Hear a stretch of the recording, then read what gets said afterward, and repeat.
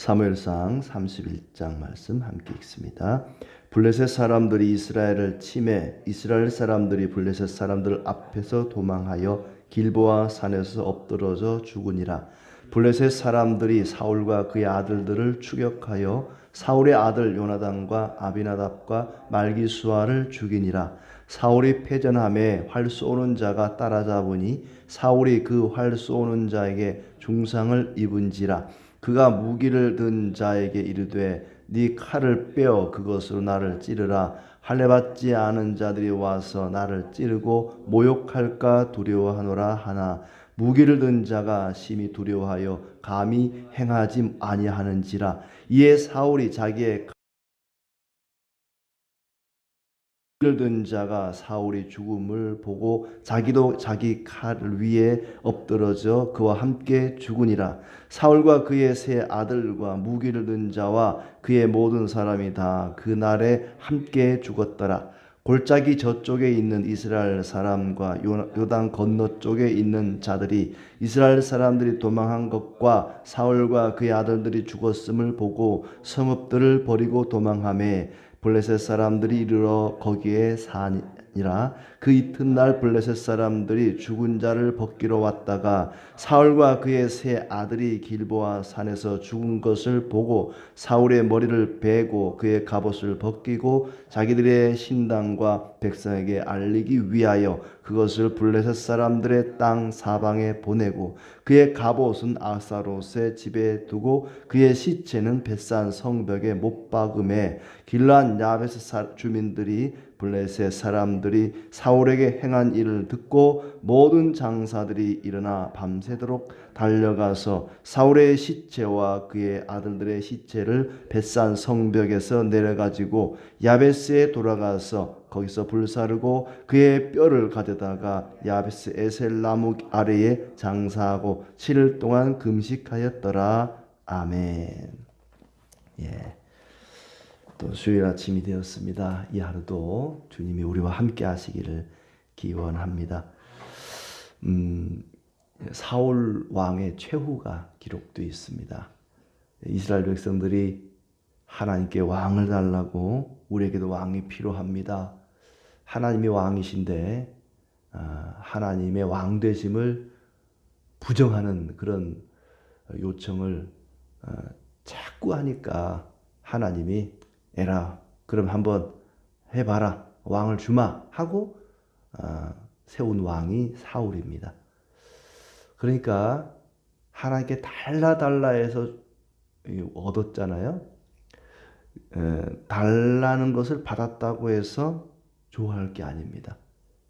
어린애들이 울며 불며 떼를 쓰고 뭐 이것 달라 저것 달라 엄마에게 막 떼써가지고 에라 모르겠다 그럼 한번 너 해봐라 하고 주는 게 있잖아요. 그게 꼭 좋은 것만 아니라는 거예요.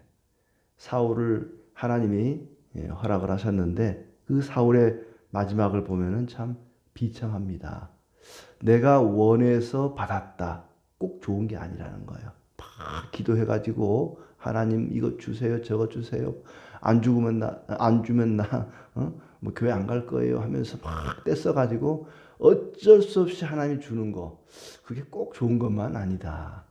하나님이 기쁨으로 우리에게 주셔야지. 하도 내가 뗐으니까 어디 한번 맛 좀 봐라 하고 주시는 게 꼭 좋은 것만 아니다 하는 생각이 듭니다.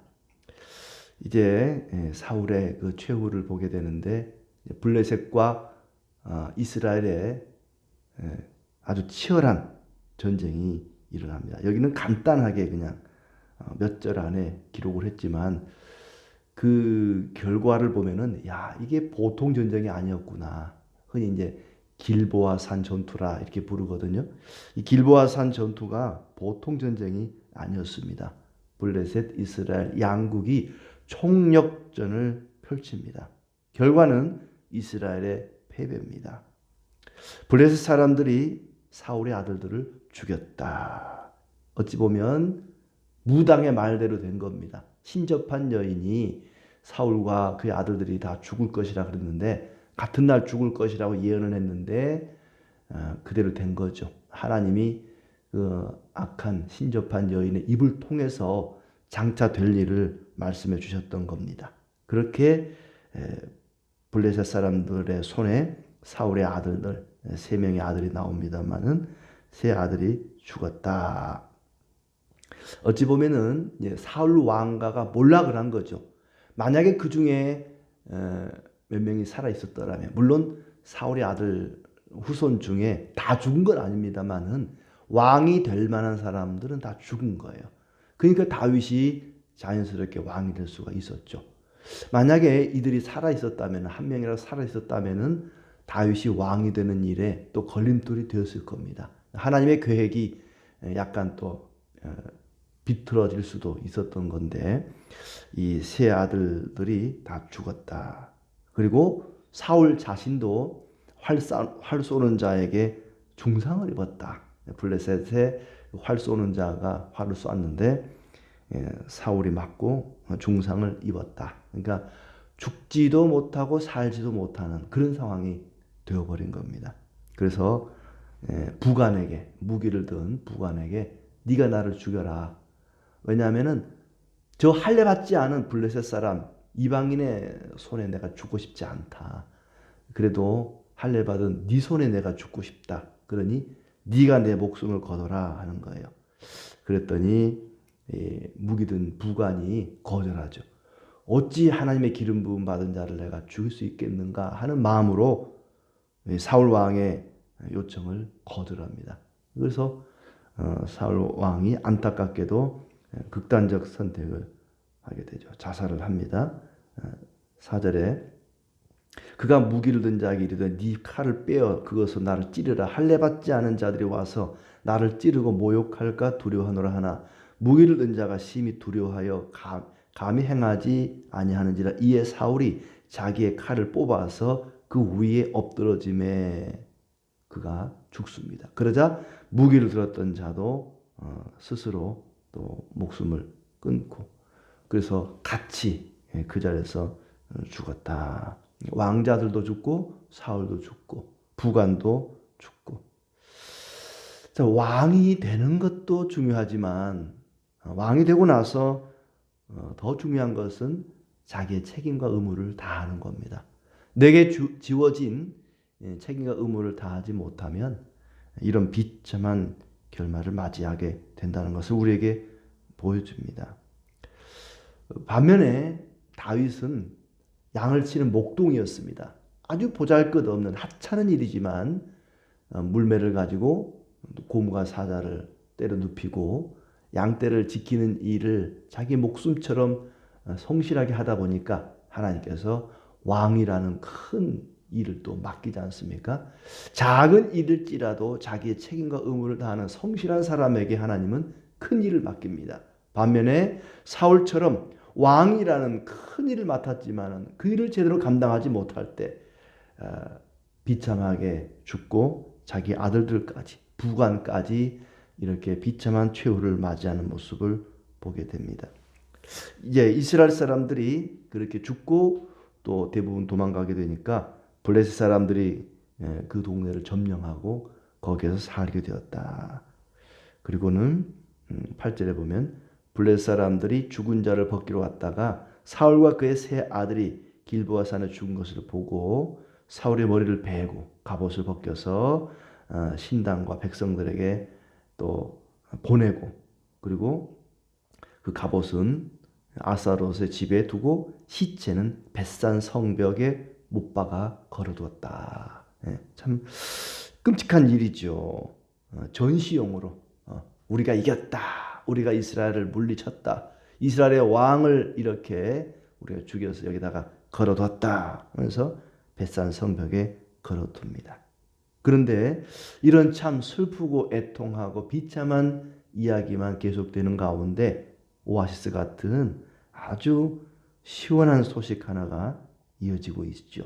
11절부터 13절까지 야베스 주민들이 그 시체를 갖다가 고이 장사 지내줬다는 얘기입니다. 길르앗 야베스 주민들이 블레셋 사람들이 사울의 행한 일을 듣고 모든 장사들이 일어나 밤새도록 달려가서 사울의 시체와 그의 아들들의 시체를 벳산 성벽에서 내려가지고 야베스에 돌아가서 거기에서 불사르고 그의 뼈를 가져다가 야베스 에셀나무 아래 장사하고 7일 동안 금식하였더라. 왜 이랬을까? 자기들을 괴롭혔던 폭정을 일삼았던 왕이 죽었으면 얼씨구 잘됐다 춤을 출 텐데 이 길란 야베스 주민들은 그 소식을 듣고 밤새도록 적진을 향해 달려가서 그 시체를 갖다 화장하고 장사를 지내고 7일 동안 금식했다. 적진을 향해서 이 벳산 성벽 적의 수중 안에 있는 성입니다.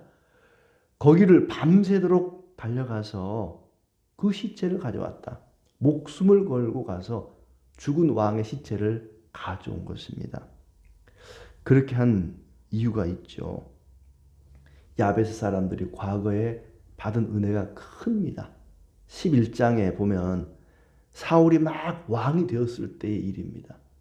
암몬 사람들이 침략을 해서 길란 야베스 사람들을 겁박하죠. 길란 야베스 사람들이 싸워보지도 못하고 항복을 합니다. 암몬 사람들에게. 그러자 이 암몬 사람들이 너희들 오른쪽 눈을 다 빼버리겠다 그랬어요. 아마 기억이 날 겁니다. 그러니까 이 길란 야베스 사람들이 일주일의 말미를 달라 그럽니다. 일주일 동안 당신들과 싸워 이길 만한 장소가 이스라엘 안에 있는지 없는지 찾아보고 그때 가서 없으면 그리해라. 일주일 동안 암몬 사람과 싸울 사람을 찾아보는 거예요. 그래도 없으면 그때 가서 오른쪽 눈을 빼고 우리 죽이지는 말고 우리가 조공을 바치겠다. 사람이 눈을 뺀다. 끔찍한 일이죠, 그것도. 이제 근데 그때 누가 이 야베스 사람들을 구해주느냐? 바로 사울입니다. 사울이 막 왕이 되었을 때는 아주 좋은 사람이었어요. 굉장히 정직하고 신실하고 정말 존경받는 그런 사람이었거든요. 이 사람이 왕이 딱 되고 나서 이제 그때부터 변질되기 시작한 거지. 이 사람이 처음엔 좋은 사람이었습니다. 그때 이 사울이 40년 왕으로 통치를 했거든요. 그러니까 마지막에 가서 이렇게 비참하게 끝나지만 40년 전 처음 막 왕이 될 그 무렵에는 굉장히 훌륭한 사람이었습니다. 그래서 어디 할례받지 못하는 암몬 사람들이 우리 야베스 사람들의 눈을 빼려고 하느냐. 그리고는 막 이게 소를 각떠서 전국에 보내고 군사를 모아서 암몬 사람들을 물리치고 야베스 사람들을 구해줬거든요. 그러니까 야베스 사람들은 비록 사울 왕이 나중에 폭정을 행했지만은 자기들의 받은 은혜를 잊지 못한 거지요. 사울이 아니었더라면 전부 애꾸는 될 뻔했습니다. 근데 사울 덕분에 멀쩡한 두 눈을 가지고 살아왔으니 또 그들의 후손이 야베스 사람들 아니까 40년 지났으니까 많이 세상 떠나고 이제 살아남은 사람이나 그들의 후손이 있을 것 아닙니까? 자기들이 받은 은혜를 그냥 잊어버릴 수가 없는 거예요. 자기들을 구해줬던 사울이 죽었다는 소식을 듣고는 목숨을 걸고 군대를 모집해서 밤새도록 달려가서 그 시체를 가져다가 화장하고 장사를 지내지고 7일 동안이나 금식했다. 그때 일을 생각하면 이해가 됩니다. 그때 일을 잊어버리면은 왜 이랬지? 왕이 죽었는데 왜 이랬지? 왕이니까 그랬나 보다. 그러는데 과거를 생각해 보면은 그래서 그랬구나 이해가 됩니다. 사람이 하나님께 받은 은혜도 우리가 감사하고 어떻게 갚을까 생각하게 되지만 사람에게 받은 은혜도 잊어버리면 안 됩니다. 40년이 지났지만 야베스 사람들은 그 은혜를 잊지 않습니다. 그리고는 자기들의 목숨을 걸고 패전국에서 승리한 나라의 그 중심을 향해 뛰어들어간다. 활활 타오르는 그 모닥불을 향해서 불나방에 뛰어드는 것과 같습니다. 목숨을 건 일입니다. 그렇게 해서라도 받은 은혜를 갚고 싶었던 겁니다. 우리는 하나님에게서뿐만 아니라 사람에게서 받은 은혜도 잊지 말아야 됩니다. 항상 은혜를 갚고자 하는 그런 마음으로 살아야 됩니다. 그럴 때에 우리가 이제 내일 살펴보겠지만은 사무엘하 2장에 보면 다윗이 그들을 엄청 칭찬하고 축복합니다. 사무엘하 2장 5절에 보면 다윗이 길르앗 야베스 사람들에게 전령들을 보내 그들에게 이르되 너희가 너희 주 사울에게 이처럼 은혜를 베풀어 그를 장사하였으니 여호와께 복을 받을지어다. 너희가 이 일을 하였으니 이제 여호와께서 은혜와 진리로 너희에게 베푸시기를 원하고 나도 이 선한 일을 너희에게 갚으리니. 그러면서 다윗이 왕이 된 뒤에 이 길르앗 야베스 사람들을 엄청 축복하고 사울을 장사 지내준 것에 대해서 고마움을 표하고 있습니다. 이들이 한 일이 정말 귀한 일을 한 거죠. 참으로 모든 사람들에게 오고 오는 모든 사람들에게 귀감이 될 만한 그런 훌륭한 일을 했던 것입니다. 자, 이렇게 이제 사무엘상의 말씀이 끝이 납니다. 하나님께서 왜 이스라엘을 패하게 하셨을까? 여호와는 어느 나라가 섬기는 신이죠? 이스라엘 백성들이 섬기는 하나님이십니다. 그러면 당연히 이스라엘이 이기게 하셔야 되는데 왜 하나님이 이스라엘 편을 안 들어주시고 블레셋 편을 들어줬을까? 전쟁은 여호와께 속한 것이라 그랬거든요. 전쟁의 승패는 하나님께 달려 있습니다. 하나님이 마음만 잡수시면 얼마든지 군사의 수나 무기의 종류와 상관없이 이스라엘이 이기게 할 수 있습니다. 그런데 왜 이스라엘을 이기게 하지 않고 블레셋을 이기게 하셨을까? 우리는 무조건 하나님이 우리 편, 내 편이라는 생각을 조심해야 됩니다. 하나님은 무조건 내 편이야. 하나님은 무조건 우리 편이야. 우리가 뭐 잘하든 못하든 무조건 우리를 이기게 하실 거야. 우리를 지켜주실 거야. 이런 생각은 조심해야 되는 생각입니다. 하나님께서는 말로 해서 안 들으면 이런 끔찍한 일로 징계를 하실 수도 있습니다. 사사기에서도 마찬가지였죠. 무조건 이스라엘 편 들어준 것이 아니라 이스라엘이 하나님께 순종하지 않을 때, 하나님을 거역할 때 이렇게 이웃 나라들을 통해서 몽둥이질을 하는 때가 있었습니다. 그러니까 내가 잘못해도 악을 행해도 못된 짓을 해도 무조건 하나님은 내 편 들어준다. 이런 생각을 가져서는 안 된다는 것입니다. 부모들이 자식이 잘못해도 무조건 자식 편 드는 부모가 있습니다. 그런 자식들은 나중에 잘못될 수가 있어요.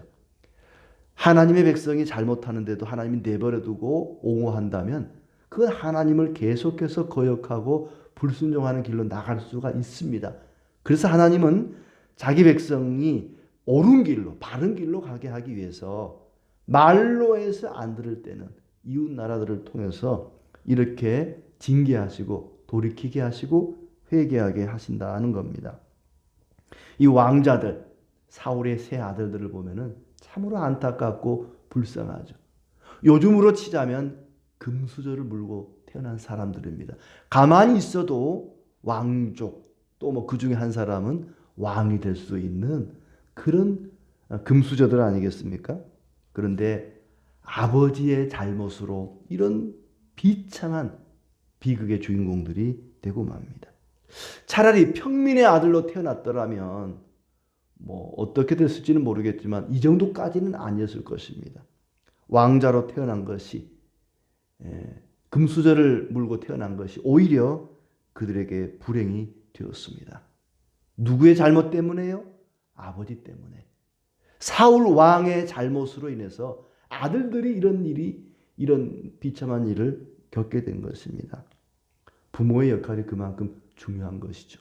부모가 어떻게 하느냐에 따라서 자녀들의 인생이 좌우되기도 합니다.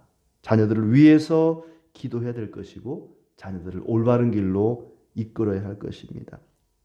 앞장 30장을 보면은 다윗과 함께 했던 사람들은 시글락이 불탔을 때 이 아말렉 족속들을 뒤쫓아가서 빼앗겼던 것을 되찾고 잃어버린 것보다 더 많은 것을 되찾아서 많은 사람들에게 나눠줬습니다.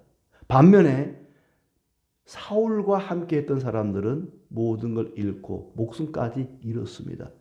어떤 사람과 가까이 하느냐, 누구와 동행하느냐가 그만큼 중요하다는 것을 30장, 31장이 서로 비교해서 우리에게 보여주고 있습니다. 다윗같이 의로운 사람과 함께 하느냐, 아니면 사울같이 이런 악한 왕과 함께 하느냐. 누구와 함께 하느냐에 따라서 많은 것을 얻기도 하고 모든 것을 잃기도 했습니다. 블레셋이 너무 강해서 또는 이스라엘의 전략이 잘못되어서 패한 것이 아니었습니다. 하나님의 말씀을 듣지 않고 순종하지 않은 결과가 이런 사울 본인뿐만 아니라 자녀들, 모든 백성들까지 고통을 겪게 되었다는 것입니다. 그만큼 순종이 중요하다. 신앙생활, 믿음의 사람들에게 있어서 중요한 것이 순종이라는 것입니다. 그래서 순교보다 힘든 것이 매일매일 말씀대로 사는 것이다. 이런 표현이 있습니다. 순교보다 힘든 것이 순종이다. 그러니까 믿음을 따라 죽는 것도 힘들지만 믿음을 따라 매일매일 사는 것이 힘들다. 그만큼 순종이 중요하고 힘들다는 얘기죠. 그러면 그 다음 왕인 사울은 어땠느냐? 다윗은 어땠느냐? 다윗도 이제 사무엘 하에 가서 보면은 초반에는 참 좋아요. 근데 나중에 가서 밧세바를 간음하고 우리아를 죽이고 그런 모습이 또 소개되고 있습니다. 그만큼 이스라엘 백성들이 원하는 하나님이 기뻐하는 완전한 왕, 완벽하게 순종하는 왕이 힘들다는 거죠. 오직 예수님만이 온전한 순종을 했던 진정한 왕이다 하는 것을 우리에게 보여주고 있습니다.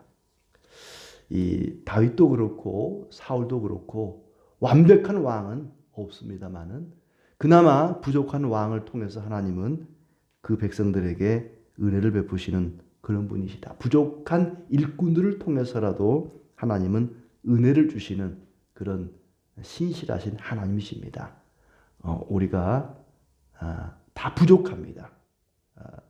말씀을 전하는 목사도 그렇고 모든 성도들도 다 부족하죠. 완벽한 사람이 없습니다만은 그 부족한 사람들을 통해서 그나마 하나님 은혜를 주십니다. 은혜를 주실 때 기쁨으로 받고 그 은혜를 갚고자 하는 마음으로 늘 순종의 삶을 살아가는 우리 모두가 되기를 기대합니다.